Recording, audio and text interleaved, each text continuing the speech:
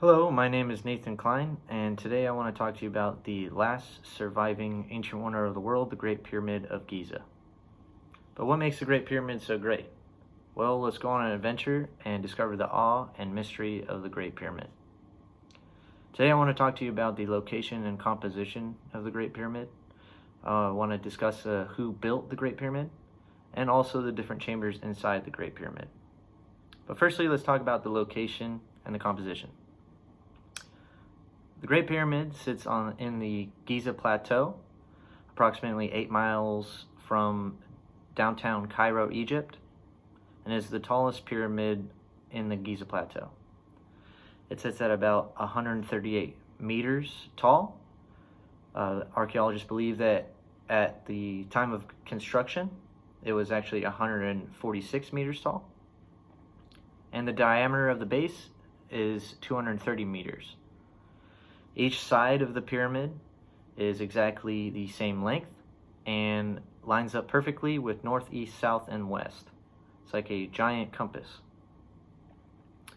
They say that approximately 2.3 million blocks were used in the construction of the pyramid, and the outer layer itself was actually used a different type of limestone, a lighter, more malleable form of limestone, and the very top used to sit a golden pyramidion. But who built the Great Pyramid?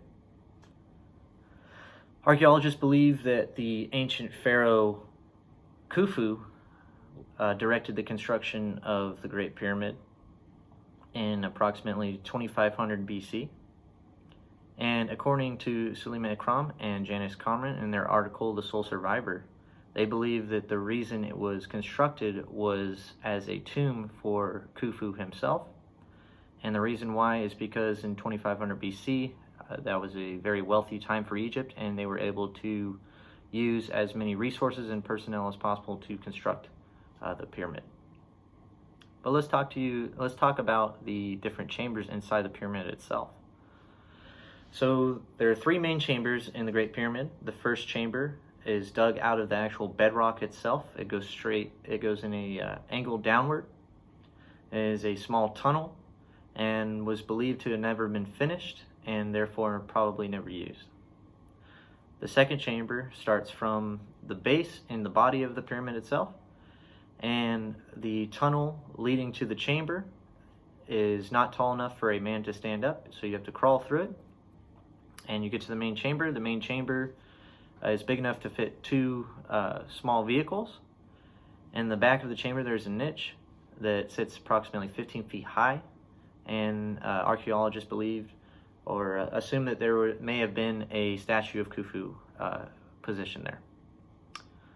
From the second chamber, there is a pathway to what they call the Grand Gallery, and this pathway leads to the third chamber, and it is large enough for 6 men to stand side by side and walk, and then 4 men to stand on top of each other's shoulders through this passageway to the Grand Gallery.